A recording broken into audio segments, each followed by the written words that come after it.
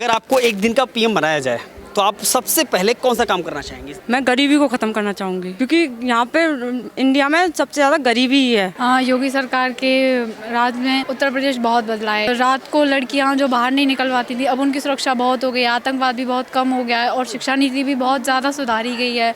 तो अब लड़कियाँ बहुत ज़्यादा सुरक्षित हैं पहले से ज़्यादा। लड़कियों को पुलिस ज़्यादा सुरक्षा करती है। नरेंद्र मोदी ठीक है क्योंकि उन्होंने देश का विकास किया है और देश आगे बढ़ रहा है। मोदी जी वैसे बहुत सही कर रहे हैं क्योंकि हमारे देश में ज़्यादातर ये माना जाता है कि हिंदू और मुस्लिम इनमें बहुत विवाद होते हैं। मतलब अगेन मोदी चाहते हैं आप? पीएम मोदी को पूरा देश पसंद करता है, वही आगे 2024 के चुनाव में वही जीतने वाले हैं, वही आगे पीएम बनेंगे। उनके आने के बाद भारत को विश्व में अलग पहचान मिली है। योगी को लेकर के आप कैसे देखते हैं? जी योगी बेस्ट, क्योंकि वो उन्होंने देखा पहले गड्ढे थे सड़कों पर, 100 का नोट देने पे पुलिस चलती थी पहले, अब 100 का मौन करने पर पुलिस आ जाती है 1 मिनट में। बाहुबली बनते थे, मतलब जो मैं ही हूँ और मेरे अलावा कोई नहीं है, उनको साफ किया। नमस्कार, मैं हूं केशव मालान।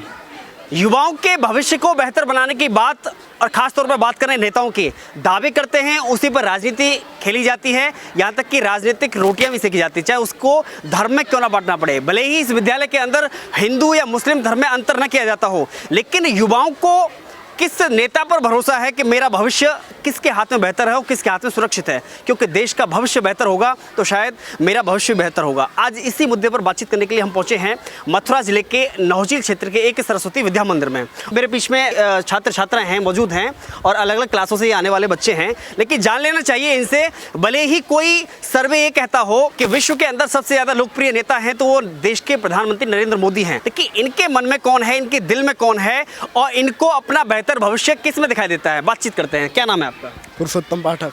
अगर बात करें पीएम मोदी की, 2024 में आपको एक बार किस पर फिर से भरोसा है? जहाँ तक देखा जाए पीएम मोदी को पूरा देश पसंद करता है, वही आगे 2024 के चुनाव में वही जीतने वाले हैं, वही आगे पीएम बनेंगे। उन पर भरोसा क्यों है? क्योंकि 70 साल से देश अंधेरे में कांग्रेस वजह से था।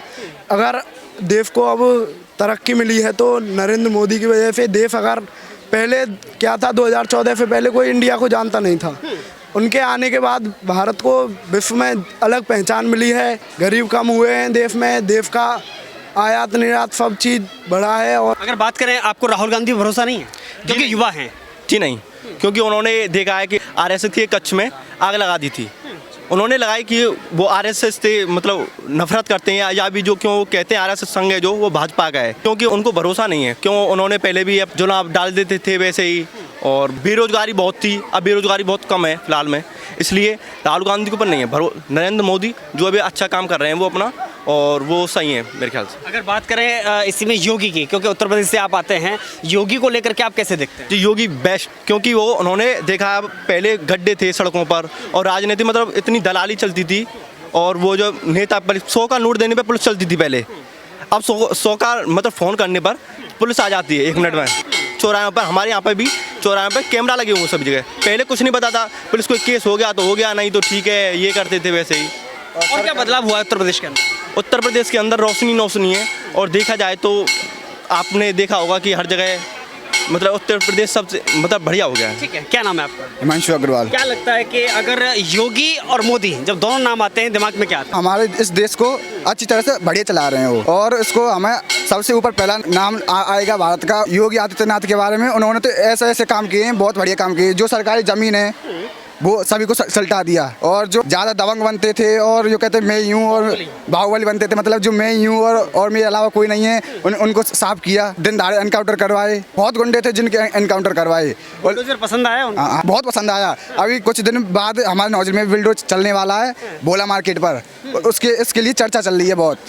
वो सरकारी ज़मीन में आ गया, और जो रामलीला ग्राउंड है, अभी तो रामलीला होगी, उसके बाद जो हमारी रामलीला होने के बाद भोला मार्केट पर चर्चा चल रही है बहुत दिनों से, महीना 2 महीना हो गया। बुलडोजर नीति का कुछ लोग विरोध करते हैं, आपको क्या लगता है बुलडोजर कितना ठीक है चलाना वहाँ तक ठीक है, जैसे अब कोई सरकारी ज़मीन नहीं है वहाँ पर अगर बुलडोजर चलाया जाए तो वो गलत बात है, और जब सरकारी ज़मीन है वहाँ बुलडोजर चलाया जाए बिल्कुल सही बात है। क्यों से बात कर लेनी चाहिए। क्या नाम है आपका? विनीता चौधरी। आपको क्या लगता है कि अगर बात करें इस योगी सरकार में कितना बदलाव हुआ है, उत्तर प्रदेश कितना बदला है? हाँ, योगी सरकार के राज में उत्तर प्रदेश बहुत बदला है। जैसे कि रात को लड़कियां जो बाहर नहीं निकल पाती थी, अब उनकी सुरक्षा बहुत हो गई है, आतंकवाद भी बहुत कम हो गया है और शिक्षा नीति भी बहुत ज़्यादा सुधारी गई है।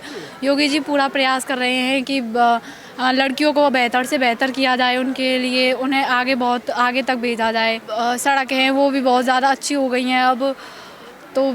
योगी सरकार के राज में बहुत ज़्यादा बदलाव हुआ है और गरीबों को राशन फ्री में दिया जा रहा है और उन्हें आवास भी दिए जाते हैं और वो गरीबों के बारे में भी बहुत ज़्यादा सोचते हैं। सुरक्षा की बात ज़्यादा की जाती है। अगर बात करें प्रियंका गांधी, राहुल गांधी या मायावती हो, कोई भी ट्वीट करती हैं तो एक ही बात लिखती हैं कि उत्तर प्रदेश में बहनें सुरक्षित नहीं हैं। क्या कहेंगे? नहीं, ऐसा नहीं है, पहले नहीं थी।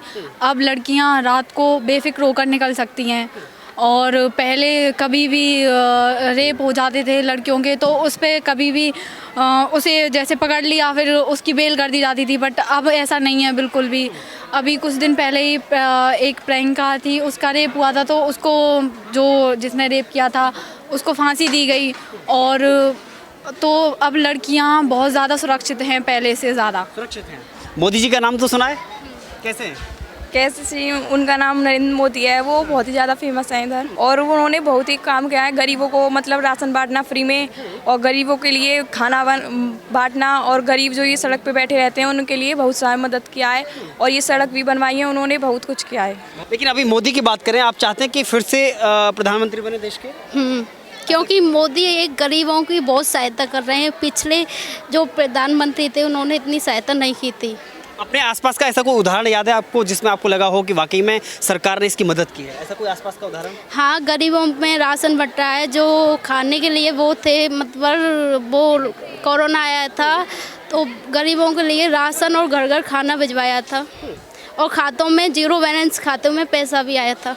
500 रुपये महीने आए थे, 3 महीना आए थे। 3 महीने आए थे। अपने देश के प्रधानमंत्री को राहुल गांधी का अगर नाम रखें और हम दूसरा नाम रखें अरविंद केजरीवाल और तीसरा रखें हम पीएम मोदी, तीनों में कौन बेहतर? सर नरेंद्र मोदी बेहतर हैं। ऐसा क्यों? सर हमने देखा है कि मतलब पहले जो लग जाता था सरकारी नौकरी से सिर्फ वही लगे रहते थे, लेकिन अब ऐसा है कुछ दिनों में वो हट जाते हैं तो सब जा सकते हैं। पहले ऐसा होता था कि मतलब एक जो लग गया वो रहता ही था, वहीं पे रहता था, मतलब ज़्यादातर बहुत लास्ट में जाके रिटायर होते थे। तो अब ऐसा है जिनका ना आना होगा वो भी जा सकेंगे अपने घर से, वो भी पैसे कमा सकेंगे सर, जिनकी लाइफ बेटर हो जाएगी। नरेंद्र मोदी ठीक है क्योंकि उन्होंने देश का विकास किया है और देश आगे बढ़ रहा है। और अब जो पहले आर्मी की थी वो पहले उसी में रहते थे, अब 4 साल की कर दी है तो मतलब और लोगों को भी मौका मिल सकेगा जो अब नहीं जा पाते हैं और आगे तरक्की भी करें। उन्होंने गरीबों के लिए बहुत किया है और खेतों में खेत के लिए पैसे डाल रहे हैं वो बैंक को अपने खाते में, तो उन्होंने बहुत किया है, वो ये अच्छे हैं। अच्छा है। क्या नाम है आपका? मेरा नाम लवली। आपने अभी एक खबर सुनी है कि हमारे देश में चीता आए हैं? हाँ सुना है। या अगर देश में चीता आए तो लोगों ने सवाल खड़ा किया कि हमें देश में इतने करोड़ों खर्च करके विदेश से चीता लाने की ज़रूरत क्या है, इससे क्या होगा? आपको क्या लगता है चीता लाना कितना सही है, गलत है, क्या लगता है? नहीं, ये सही भी हो सकता है क्योंकि शायद हमारे देश में चीता की कमी हो गई है तो इसलिए विदेश से मंगाने में कोई प्रॉब्लम नहीं है। लेकिन लोग टिप्पणी कर रहे हैं ना कि लोग भूखे मर रहे हैं, भूखे सो रहे हैं, तो हमें उसकी पहले ज़रूरत है, हॉस्पिटल की ज़रूरत है, शिक्षा की ज़रूरत है, या हमें चीता की ज़रूरत है? नहीं, वो तो वो कर ही रहे हैं, हॉस्पिटल और ये सब चीज़ तो वो कर ही रहे हैं, तो उन्होंने कोई गलत नहीं किया है चीता मंगा के बाहर से, तो इसमें कुछ भी ऐसा नहीं है। ऐसा कुछ भी नहीं है? नहीं है। अच्छा, एक और सवाल ये बनता है कि लोग आरोप लगाते हैं कि मोदी जी देश को बेच के खा गए, आपको ऐसा लगता है? नहीं, ऐसा नहीं है क्योंकि उस टाइम पे जब पाकिस्तानियों ने हमारे देश के कुछ जवानों को मार दिया था तो उस टाइम मोदी जी ने जाके वहाँ पर जाकर उनको भी मतलब सबक सिखाया था।